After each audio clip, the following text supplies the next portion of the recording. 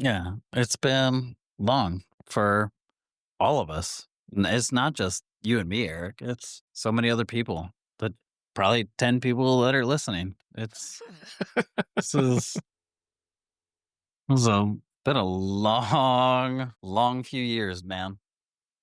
And we create a podcast to shine light on fun things so we can forget and escape for a heartbeat. And, bitch and complain, but bitch complain about things that we love and things that we're passionate about. Why is Nintendo doing what they're doing, or Microsoft or Xbox or Google or any of that, or Apple? It's because ultimately we love them in some weird, materialistic marketing, but also creative and artistic way. That's why we do this podcast. Yeah, absolutely. So with that said, we should probably start the podcast. It's time, baby. Let's get this show going.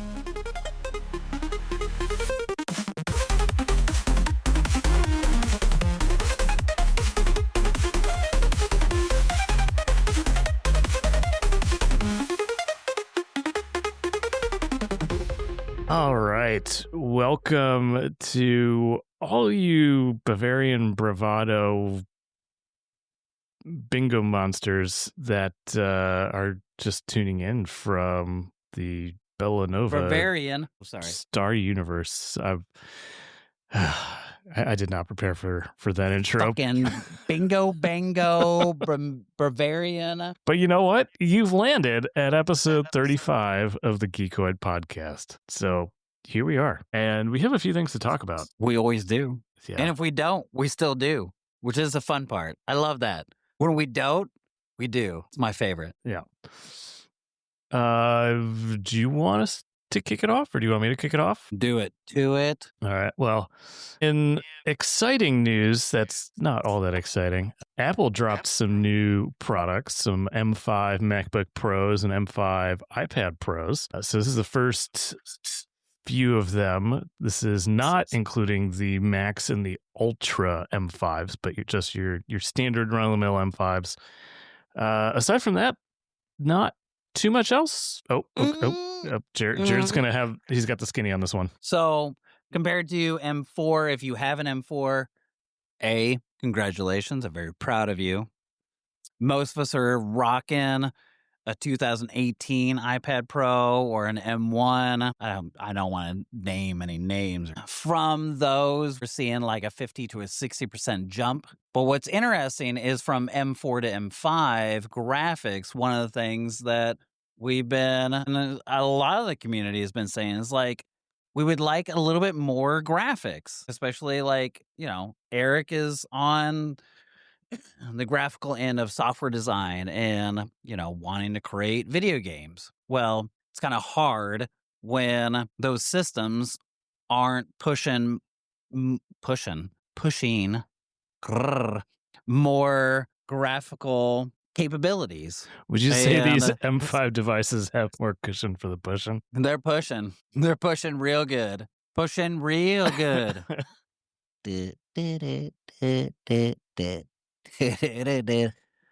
And we're seeing gigantic leaps because I don't think they meant to do it, but they're pushing the graphical as far as for AI. Well, thank you very much, AI. But because of these neural engines that they're adding into their chips, that's giving this big boost to the graphical fidelity and capability to see games that we're already seeing on Apple devices, that third parties, your Hitmans and your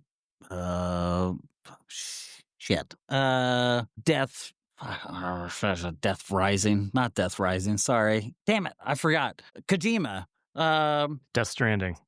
Thank you so much. I knew if I threw out a tidbit, there would be an Apple dive. No pun intended. You're seeing a lot of these great games, but the graphics are still not, because FPS, and they're 30 is a good standard. It's been a good standard for a long time. We would like to have more, and with these new chips, even with the new iPhone 17, we're going to see a greater improvement in FPS and some of that. So this M5, it's a third generation of this nanotexture, nanotexture. So smooth. This nanotexture, I did it again after I joked about it. This nano. How many Jamesons are you in? I'm 3 in. It's fine. Hey, folks. Welcome to Geeqoid. Nanostructure is the 3rd gen. However, I'm really impressed that this is a 3rd gen that really doesn't feel like a 3rd gen because of them adding the neurotransmitters that then, from an M4 to an M5, the graphics capability is now a 35% improvement. I know, I'm slurring, I'm getting all making up words. I'm getting real ghetto. The neurotransmitter. It's fine. Neuro engines. Ner. There's a 35% increase in graphics from M5 to M4. And that's the biggest leap. Apple's usually like a 10%, 15%. Wire connection. We recognize a wire connection on a device using an external microphone. Yes. All right. Can you hear me? Yeah, I haven't stopped hearing you. Weird. All right. My phone went weird for a minute. My big thing is that there's a big bump in GPU, Erik edit. And it's between the A19 that came out for the 17 Pros, all that, and this new M5. I would like to see, and I'm very hopeful that I will see more third parties going to the Mac. We've already seen it in the last year, especially. It was a big year after 4 3 M2, but I think there will be a bigger jump that Metal Effects, which is part of Apple's thing, we're going to see a greater shift to this system. Yeah, I still don't see it being a huge... No, never. Come on, man. Yeah. So we'll see. It's really kind of an incremental upgrade at the end of the day. There's no new features to speak For of. Apple, this was a big deal. According to God, this is going to be a whole issue. Okay. As long as you can still hear me and we're still recording, it'll be great. I don't know why it's acting funky monkey. I don't think it's as incremental as you say, because they're also, if you only looked at, say, MacBook Pro, absolutely correct. When I say incremental, I mean like there's no new form factor, there's no new extra buttons and stuff. Oh, you want a new model? Well, come on, man. Well, I'm building up to the fact that we pretty much know that Apple's going to come at us with a touchscreen MacBook Pro probably in 2026. So this is kind of like the in-between as they get ready for that. So if you're sitting on a really old M1 or something, this might be a good opportunity to upgrade. Like, I am really tempted to upgrade right now. I'm not going to lie, because I'm working with some old hardware and looks nice. I agree. I have a 2018. You and I have done FaceTime and other types of software, video game stuff together, and we've seen how even my iPad is great. I mean, it lasted, but I don't think it's software and the new things that, they're like, oh, well, everybody should have this, right? So they're all upping to that new architecture, and I don't have it. So, yeah, it is very appealing. I don't think a Pro would be the grandiose the graphics are. And currently, the M5 is beating out, I think, the M2 Max, which was 4 of those chips put together. And that's not just CPU. but it's blowing the way of GPU. Again, like I'm really interested to see where the M5 Ultra comes in. Probably early 2026.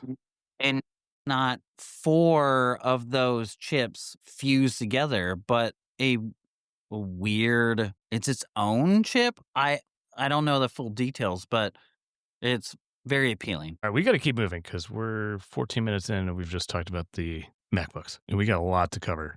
One thing that kind of blew my mind is so Battlefield 6 released. They sold 7 million copies in 3 days. That's pretty legit. Like Compared to Call of Duty, like that's amazing. Well, Call of Duty probably sold more, but still, I did not expect their sales figures to be that high. That's like, I don't know, 400, close to $500 million. Shut up. In sales in 3 days. That's pretty awesome. Hats off to Saudi Arabia and their newly acquired Electronic Arts. And I think reviews have been mostly positive. Another game that just came out that I totally didn't realize was coming out, the new Pokémon has come out. I didn't want to talk about it. You didn't? I didn't know how groovy you would be on this. I mean, I am old school Pokemon. Like I had the very first. Like I will tell you a story that will. I don't know if you've heard this one before, but our listeners are probably. Are you talking like Game Boy? Oh yeah. Going back to the Game Boy, when my parents went to Japan, they brought back a Japanese version of, I think, Red or Ruby or something like that. Like I can't remember if it was Game Boy Advanced or original old school Game Boy, and it was in Japanese. And so by trial and error, I had to basically reverse engineer what all the kanji, all the characters were in Japanese. I'm like, oh, this is a 10 health potion or 10 HP health potion. This is a 50 HP health potion. Like, and just. Dude, I am so proud of you and so also disappointed how you went away from Nintendo. And like the greatest story, like most people tell that story and they're like, I never left Nintendo after that. And you were like, Jesus Christ, Sony's got better. I mean, here's the thing. Like I matured as an individual. My media diet became more gritty and edgy, and Nintendo doesn't necessarily cater to that stuff. But they cater to a sense that, like, at that time period, dude. Oh yeah, I was that's all amazing. Over Pokemon. I wish I would have experienced that because I didn't. I wasn't. It wasn't like a household that I couldn't have done GB and GBA and all that. Like we just didn't know, and I didn't have like a friend culture to like know. It was just like whatever was. It was kind of whatever was hip. So it was Nintendo, and then when Super Nintendo came out, I didn't know anything because I was still Nintendo, and then it was Sega Genesis. So then my parents were like, Sega Genesis? And I was like, sure. And then as I got older, it was like, oh my God, PlayStation and Soul Calibur.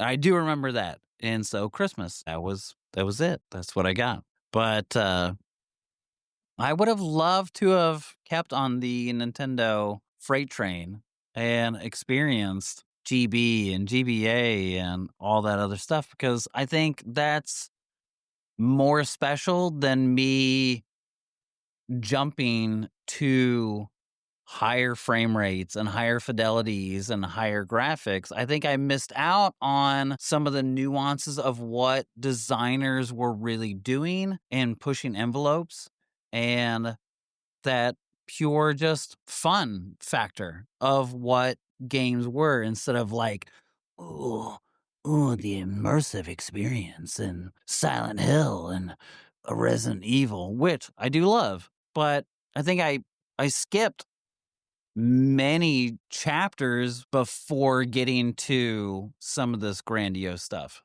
So I'm kind of jealous, man. That's really a really special moment in your life. And I'm going to remind you for the rest of your life how special that is. Well, thank you for being there to remind me. I would argue right now is a even more special time in my life. Oh, yeah? What's that, Erik? I have a child, You do. You do. And Stellan is an amazing, beautiful baby. mini terrorist. But yeah, so Pokemon A to Z, Z to A came out. Z to A. It's gotten mostly positive reviews. I think one of the biggest criticisms that I've seen is that the world feels kind of empty. And Yeah, you're closed off in the city. It's think Arkham City to or whatever, Arkham to Arkham City. And so a lot of people like Arkham because it had a very nice linear path, and then you built out to Arkham City, which I loved, but it did lose a lot of the nuance of like how you can really like crazify some of these characters and their storylines. It's kind of the opposite in here where you want that world. You want to explore and go over it, like Zelda. Like you want to like go over hills and mountains and find these Pokemon. And instead they're in this city. The city is beautiful and it's highly detailed and there's a lot to do in it, but you're kind of stuck in this little globe. It's a little like, can I be negative? A little like, like a snow globe. yeah, kind of like a snow globe. Yeah. I think that is something that kind of goes against what we've felt with all the previous Pokemon games, where you think open world and you go and you run around in the forest and like you go into the caves and that's where you try and go catch these epic Pokemon, and instead you're running around New York City and you're like, oh look, there's a Snorlax in Central Park. I'll be the first to argue this. I think Pokemon Go was one of the greatest games that came out in the last 20 years. And Pokemon Go gave people this ability to be a little bit more free with your devices and go everywhere. And to the point of like, there are certain Pokemon you can't get unless you go to Japan or you go to Italy or Ireland or to Maine or to California. And then you make a big open world that is then like you said, like a snow globe. And you're like, oh man, come on. Like I want to like go explore and go find things. Hopefully they will. They kind of did it in the first one before ZA. They closed it off, but they've really improved it in this one. So it's sad. I'm like, I want it now because it might take, especially development cycles right now. Like my hope is 2 years, but most likely it's 4 to. My hope is 4 years, but maybe in 4 years they like see this, and then they also see comments and whatever, and they can go back to the previous and make it more open world. And you to have that fun, do that. Go to deserts or forests or whatever, and find those particular Pokemon. That's the movie was even like a small inkling of like doing that. So probably gonna check it out. I don't know. Like, here's the thing: Are you really? Pokemon. That's kind of cool, actually. Because I haven't played a Pokemon game in forever. I mean, I don't include Pokemon Go because it's just such a different experience. But yeah, I haven't played an actual Pokemon game in over a decade, probably. There are two, so it's interesting. So I'll give you my recommendation as far as Nintendo guy over here. Check it out because it is closed. So then you can experience it and figure it out. You can go up and down buildings and shit and do all like it's still a very like it feels like Arkham City. You can skyscrape and like like go from building to building to whatever. I think this would be interesting if you are. It's been a minute for you. Do it. Try it out. It's really pretty. The frame rates are pretty decent. The graphics are really good, especially on Switch 2. They're really good. Pokemon Go is always a go-to. It's really just go out, man. Go take a walk with the kid and the wife. It's so stupid to be like, shit, there's a Pikachu next to your foot. And then your wife goes, what? Because this happened to me. And I'm like, wait, don't move. Stop. And it's not like you're going to scare the Pikachu. It's like you're just scared that you're not going to get the camera angle. But it still sounds the same. So don't pass up on Pokemon Go, especially recently. It's gotten some really, really great updates. And my third factor would be shit, I just forgot it. Well, that's fine. I'll remember it later. And yeah, try it. That's what I got. Go. Yeah. Well, I'm going to first complete my playthrough of Borderlands 4, which I've been very much enjoying still. Good. And no hiccups. Like you've had. I have experienced zero problems. Good. What was Doom? Your Doom was a little lag, but did it get improvements? Your Doom the issue Eternal? with Doom was the original installation, and I had to like update my BIOS for my motherboard and all this other crazy stuff to actually get it to run, or before it would let me run it. But once I did all that, it was fine. Yeah. So all the hardware and software updates. Okay, that's good. Yeah.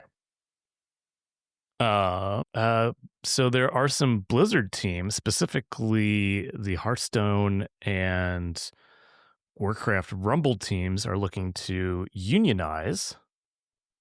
That's interesting. In what appears to be the final unionization movement before Microsoft starts to change its neutral stance on unions. So it'll be interesting to see how this plays out in the next few years and what they end up doing. Can you give more context? I don't have really much information aside from that they've decided to join with. We've got 5 minutes, Eric. That's all I'm giving you. Communication Workers of America. That's the union that counts software engineers, designers, artists, quality assurance testers, and producers among its members. And so they're already representing the Diablo and Overwatch teams that happened earlier in 2025. So it's really just expanding to more of Blizzard. And are these more layoffs? No. This is just people saying we want to join the union. And the union will then have certain rights and bargaining negotiation capabilities with Microsoft on pay and time off and benefits and all that stuff. But I find it really interesting because Microsoft is one of those juggernauts that has really solid benefits from what I hear. TBD on how this plays out in the long term, but it's not a super interesting story. It's just more of Blizzard is becoming unionized, and perhaps this is a trend that we'll see across the industry. I think we just got to wait and see at this point. Yeah. I don't think that like having a question or collaborate and maybe rethink ideas is a horrible idea. You have a lot of people who think of this idea, and then there's always that 1%, that 2% that gets a little missed. And so I'm not super opposed to like having another group just give another consideration and then Microsoft figure out that. Yeah. All right. What do you got for me? I think you're awesome. I think Stellan's great, and I think Rachel's great. I think any future Westlens are superb. Personally, I think this fire pit that's sitting next to me is so good. And thank you, Katie. I love you so much. When I don't have firewood, that I can have a fire and have this cool warm glow on my face while semi filming this. You'll never see it, but it's fine. It's good. I did get Donkey Kong Bonanza. So I'll be able to give my review 6 months later. But and finances and other stuff that unfortunately I can't dedicate to hiking, being into video games. I've got to do these other things. So weird. Do. So, give us some money on Patreon that we don't have yet. 'Cause I would personally love it. But when I do play it, I'm sure my review will be pretty stellar. Stellar. Okay. Thanks. Looking forward to that in 6 months. Thanks. We can 6 months later. We'll put it in a newsletter. It's coming. I swear to Christ, folks. It is coming. It's coming. But any news or anything? Otherwise, I'm gonna jump into the rumor mill. Last thing. I think it's post note, but I want to note it. So, what's the company? Oh Snap, which is a weird name, but whatever. Oh Snap is a company that does different smartphone accessories, and they decided to jump nowhere where they probably should have gone into cell phone controller accessory.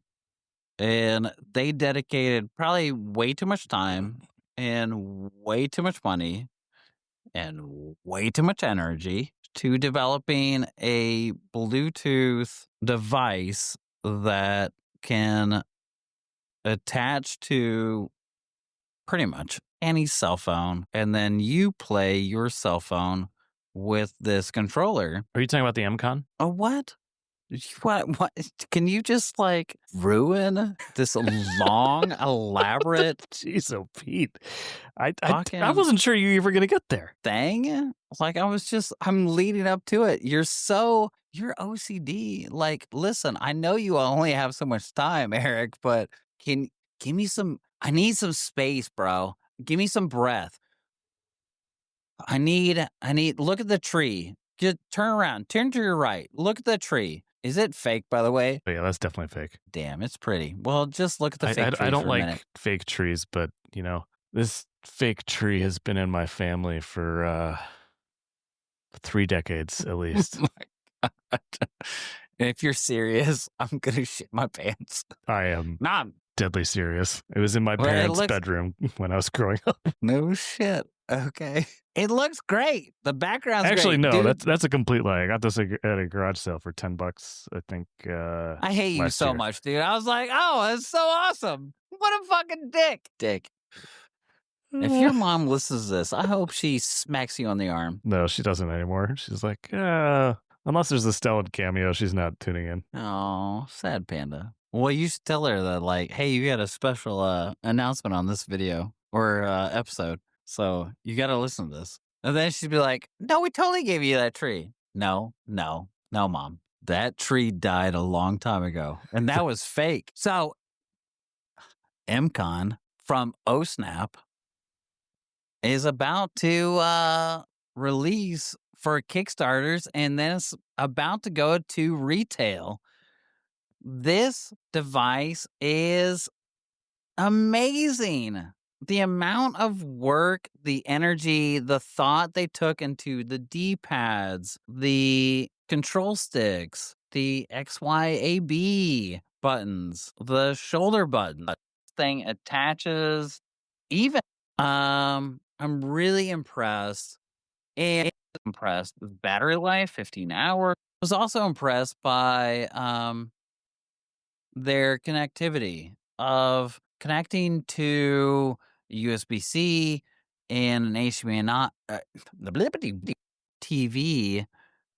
And it did. The way the kid talked about it, he reminded me of you and me, Erik, in college, of like just this youthful enthusiasm of like the dumb shit you could do in college of like. He reminded me actually of Lucky Palmer, the guy who was behind the Oculus headset way back in the day, and just kind of he just said, "Screw it, I'm gonna produce a VR headset. Right? I don't care what the industry says," and basically did it. So this feels very, very similar to that. Here's the thing though, like I'm really curious to see you get your hands on it, because this isn't the first mobile No, not at all. thing that we've ever seen. Like there have You been didn't, and number I can of tries. tell you did not listen to the last half of that video. No, I Last definitely half did. It of was the an video, hour long or whatever, right? I don't it was got time 30 for that. minutes. The last half was so fun, dude, because that's where the connectivity. So they are also introducing accessories where you can plug them into TVs. And his fun factor, and this is where it reminded me of you and me in college, where like we just basement party going on. Okay. And or we want to drink, but we want to do something, ADD or gamer. All of a sudden we go, somebody goes, yup. What is happening on your end? Because you are just breaking up. Yeah. There's a glitch. It's fine. There's a fine. So everybody's in the basement, and you can plug your, if you had an HDMI, this second time, HDMI, you plug it to the TV, and all of a sudden you can do like 4-player Tecmo, 4-player like go-kart. Oh, okay. That's different. Full player Minecraft, whatever. In this accessory, this system, and they're hoping that developers will follow suit and be like, listen, we now have this thing. The iPhone is powerful enough. The 17 Pro is of what would you like to develop? And then you're at college or high school and you steal teacher whiteboard, and all of a sudden you guys are on high school teachers in 2025. And I love it so much. But in college, that would have been great, because I'd have been like, oh, Jesus Christ, I have my phone and I've got this little dongle, and I've already done too many beer pongs and whatever. I'm done. And then I can go upstairs and I could play whatever. We used to play Mario Kart 64 upstairs. But, dude, we have this supercomputer in our phone, or in our phone. Yes, it is in our pocket. And this company it's more available. Yeah, so look forward to Jarrad's review of the MCon coming soon-ish. Anything else before we go into Rumor Mill and Indie Spotlight? My favorite, no. All right, well, there's been a few leaks related to the next generation of Xbox and PlayStation 6, whatever the hell Xbox decides to call their next console. It's really funny because both came out. So we're looking at we're looking at potentially 2027 for both consoles, and we're not sure exactly when they're going to be launching. But what we're hearing is the chip dies are 4 times the size potentially of what were in previous generations, and the expected price is to be north of about $1,000, which honestly isn't that shocking or surprising. And I've said this previously, but I think this might be the last console generation. No, even IGN and I think other individuals have said the same thing. This is it. So PlayStation is allegedly looking at like what Sony's, or not Sony, but Nintendo's doing this hybrid console handheld thing. And then Microsoft looks to be doing a hybrid console PC thing, because, and we talked about in the last episode, it makes absolute sense for them. They are heavily in the PC market. So then why not make their next console more an integration of that, which huge fan of. I think it's great. Make it a mini affordable, hopefully. That's the fear I have. A mini affordable PC that you could actually stick next to your TV, and it also be like this great hub for Epic and Game Pass and Steam and whatever. So I think Microsoft's going to go more in that route, while Sony sticks to more their roots of like a more console esque, and not kind of blending into the subscription thing and going into, well, what's Nintendo doing? That's pretty good. And yeah, I think they're just going to ignore Nintendo. They're going to do their own things. I definitely would reiterate what you said about Microsoft and pursuing sort of this one device for your home, and then Sony doubling down on the entertainment console. Yeah. I don't think Sony has anything to fear. Microsoft, I mean, I think we've all said it, and we is in like a greater sphere of the we. A lot of people have just said like they're going to fade. Yeah. But how do you fade? Well, you've bought so many huge, expensive game development companies, then you're going to become a publisher. Yeah. And just make your money off that. And Okay. they're already showing that, like, especially again, 2025, showing that these games aren't exclusive. They're going to go to all the other platforms. I hate to be abrupt and cut this short, but we got to wrap. Kid is screaming. I need to go help out. Thank you, everybody, for tuning in. We're going to unveil our Discord server next episode instead of this episode. We got a little polish work to do. Hallelujah. And then I will be probably debuting my experience with the Unreal Game Jam, which is taking place currently. We'll be posting some live stuff very soon, so follow us over the weekend, and you can see me live stream making a game. I'm very excited to hear what you chose as your foundation, and then how you were able to tweak and adjust and shift to make your foundation work for this. Yeah. All right. Well, thank you, everybody, for tuning in. We love you. I am Erik. I'm Jarrad. And together we are Geeqoid fucking Podcast, bitches. So stupid. All right. Catch y'all later. All right. Bye. End of transmission.